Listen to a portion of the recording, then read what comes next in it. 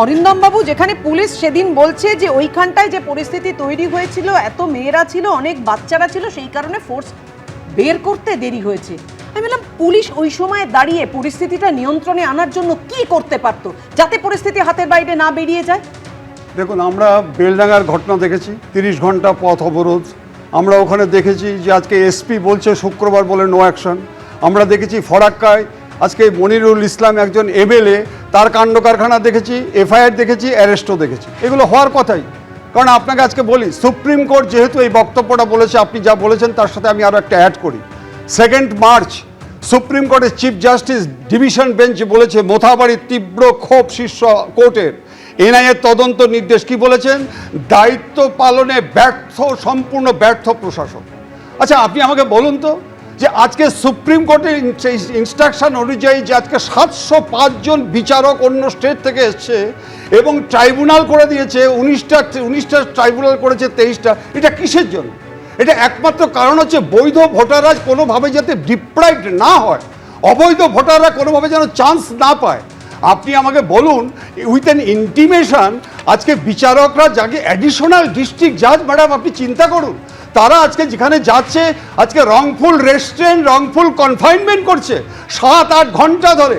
আপনি আমাকে বলুন যে অ্যাডভোকেট মহাশয় আজকে যে বক্তব্যটা জ্বালাময়ী বক্তব্য, তার আগে আরও একজন অ্যাডভোকেট সেখানে যে দীর্ঘদিন ধরে ভারত বিরোধী চক্রান্তগুলো চলছে, আজকে আপনারা ফুটেজগুলো দেখান। আমি বলতে চাচ্ছি আজকে যে যারা আজকে এই যে দৃশ্যটা আপনারা দেখাচ্ছেন, এগুলো আমরা ভুক্তভোগী। আমার বক্তব্য যে মা মাটি মানুষ আমরা বলে থাকি, কিন্তু মা চোখে জল, মাটি আজকে রক্তাক্ত, মানুষ আজকে অমানুষ হয়ে গেছে। এই অমানুষের জন্যই কিন্তু আজকে সুপ্রিম কোর্ট এই দায়িত্বটা দিয়েছিল যে আজকে ঠিক মতো। আমি শেষ করছি একটা কথা বলে, এতদিন আমরা স্টেট গভর্নমেন্ট নো অ্যাকশন বলছি। 15ই মার্চ থেকে যখন সেন্ট্রাল বাহিনী নিয়েছে, আপনি আমাকে বলুন এত বড় অধিকার কি করে পেল? কেন আজকে প্রম্পট ইন্ট্রাকশন হলো না? কেন আজকে অ্যারেস্ট হলো না? কেন আজকে জুডিশিয়াল অফিসারদের জন্য ঘন্টার পর ঘন্টা ওরা আজকে মোবাইল যাচ্ছে না, আজকে টাওয়ার লোকেশন যাচ্ছে না, আজকে আপনার এসপি কোথায় ছিল, আজকে আইজি কোথায় ছিল? কেন আজকে তাদের এগেইনস্টে অ্যাকশন হবে না?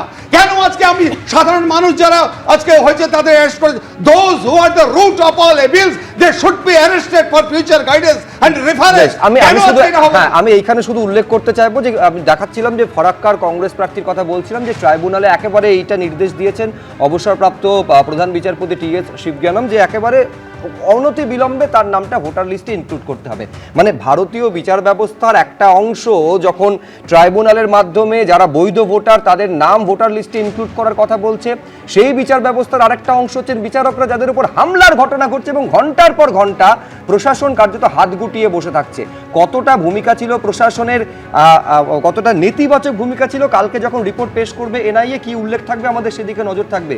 কিন্তু সুমনদা, এই যে রিপোর্ট, যে রিপোর্টে প্রশাসনের ভূমিকার আমি আবার বলছি ছত্রে ছত্রে কার্যত সমালোচনা রয়েছে। কি বলছেন এই রিপোর্টে মহামান্য সুপ্রিম কোর্টের প্রধান বিচারপতির bench? It also pains us to observe that the manner in which the chief secretary, the home secretary, the DGP, the collector, মানে এখানে হচ্ছে জেলা শাসক, and the superintendent of police have acted is highly deplorable. প্রবল সমালোচনা করছেন এই রায়ের মধ্যে দিয়ে। আমি বলছি এর মধ্যে তো মুখ্য সচিব, ডিজি, জেলা শাসক এবং এসপিকে শোকজ পর্যন্ত করা হয়েছে। কি ভূমিকা ছিল, কেন বিলম্ব হলো, এনআইএ খতিয়ে দেখবে, কিন্তু প্রশাসন, রাজ্য প্রশাসন তার দায় কখনো এড়াতে পারে নাকি? আমি বলছি যে যাদের কথা বললেন তারা কেউই, সবাই কিন্তু 15ই মার্চের ইলেকশন ঘোষণার পরে তাদেরকে নিয়োগ করা হয়েছে এবং তাদের সম্পর্কেই উষ্মা প্রকাশ করা হয়েছে পরিষ্কারভাবে। দেখুন, ওই বিভি নাগরত্ন, যিনি সুপ্রিম কোর্টের মাননীয় বিচারপতি, তিনি গতকাল বোধহয় একটা খুব ভালো কথা বলেছেন, যে 3টে প্রতিষ্ঠানের কথা উল্লেখ করে, তার মধ্যে নির্বাচন কমিশনও, তাদের যে নিরপেক্ষতা, সেই নিরপেক্ষতা যদি কোনোভাবে ক্ষতিগ্রস্ত হয়, ভারতবর্ষের গণতন্ত্র কীভাবে ক্ষতিগ্রস্ত হবে, দেশের স্ট্রাকচার কীভাবে বিপন্ন হবে, সে কথাটা তিনি বারবার করে উল্লেখ করেছেন। আপনারা বলুন তো, যে এই যে ধরুন আজকে যেই বিচার বিভাগের যারা অফিসিয়াল এবং বিচারকরা, তারা কেন আজকে ভোটার লিস্ট সংশোধনের কাজে যুক্ত, তার মানে হচ্ছে মূল যে জায়গাটা সেটা ভাবুন যে নির্বাচন কমিশনের ওপর কোনো বিশ্বাস নেই, সুপ্রিম কোর্ট নির্বাচন কমিশনের ওপর কোনো বিশ্বাসযোগ্যতা নেই। পুরোটা বলতে হবে না, আপনি বলবেন সুপ্রিম কোর্ট এই কথা বলেছিল, আমরা নির্বাচন কমিশন বা রাজ্য সরকার কাউকে আমরা একেবারে সার্টিফাই করছি না, খুব খারাপ, কাউকে রাজ্য সরকার খুব খারাপ, কিন্তু নির্বাচন কমিশনের উপরেও তো কোনো তাদের কোনো বিশ্বাসযোগ্যতা নেই, সেটা তো প্রমাণ হয়েছে যে নির্বাচন কমিশন তারা এই তাড়াহুড়ো করতে গিয়ে তারা তো এই যে গোটা প্রসেসটা, এই প্রসেসটাকে কিন্তু ক্রমশ মানে অনিশ্চয়তার দিকে ঠেলে দিয়েছে প্রথম।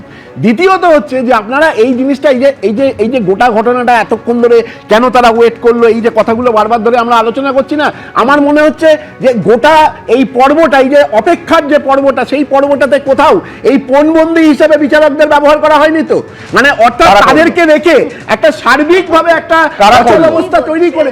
আরে পশ্চিমবঙ্গ দিনের শেষে যদি এই ধরনের ঘটনা ঘটে তাহলে অন্তত পশ্চিমবঙ্গের ভাবমূর্তিটা সর্বভারতীয় ক্ষেত্রে খারাপ করা যাবে, তার থেকেও তো কিছু ফায়দা আমরা নিতে পারবো। ফলে এই যে বিজেপি অতি আক্রমণাত্মক, আমি একটু সুপ্রিম কোর্টের কথা মনে করিয়ে দিই যে এই প্রসঙ্গে বলতে গিয়ে কিন্তু সুপ্রিম কোর্ট বলেছিল যে এই ঘটনার পেছনে কারা রয়েছে, কারা করেছে তা আমরা জানি, এবং বারবার এটা বলেছিল যে এটা এই মানে চলমান প্রক্রিয়াকে ব্যাহত করার একটা সুপরিকল্পিত পদক্ষেপ। একদম ঠিক কথা, ঠিক কথা। আরে আমার নাম কি? বিষয়টা হচ্ছে স্যার আমি একটু বলিনি, একদম ঠিক ঠিক। Polarised state is West Bengal. Supreme কোর্টের চিফ জাস্টিস বলেছে, এরপর কোনো কথা থাকে? কেয়া ঘোষ আজকে কে দেখুন বিষয়টা হচ্ছে যে যেটা মাননীয় সুপ্রিম কোর্ট বুঝতে পেরেছে, সারা দেশ বুঝতে পেরেছে, নতুন করে তৃণমূলের মুখপাত্র বলছেন পশ্চিমবঙ্গের ভাবমূর্তি, আর ভাবমূর্তি তো খারাপ হয়ে গেছে সেই 2011 সালের 2রা মের পর থেকে, যে এরকম একটা ধাপ্পাবাজের সরকার এসছে পশ্চিমবঙ্গটাকে শ্মশান বানিয়ে দিয়েছে, ভাবমূর্তি নতুন করে খারাপ করার কিছু নেই। আর মমতা ব্যানার্জি খুব ইন্টারেস্টিং কথা বলেছে, যেটা অরিন্দম স্যার বললেন, একদম ঠিক কথা বলেছেন, যে মাননীয় সুপ্রিম কোর্ট বুঝতে পেরেছে যে পোলারাইজ স্টেট হয়ে গেছে। মমতা ব্যানার্জি এই পোলারাইজেশনের রাজনীতি করেই উনি ভাবছেন উনি ডিভিডেন্ড পাবেন নির্বাচনে। কিন্তু আরেকটা শেষ কথা বলি, নির্বাচনে মমতা ব্যানার্জি ইতিমধ্যে চিন্তা করুন, উনি ইভিএম কে দোষ দেওয়া শুরু করে দিয়েছে। আচ্ছা, যেখানে তৃণমূল জয় হবে, খুব কম আসনে হলো, যেখানে তাহলে সেখানে ইভিএম কাজ করবে।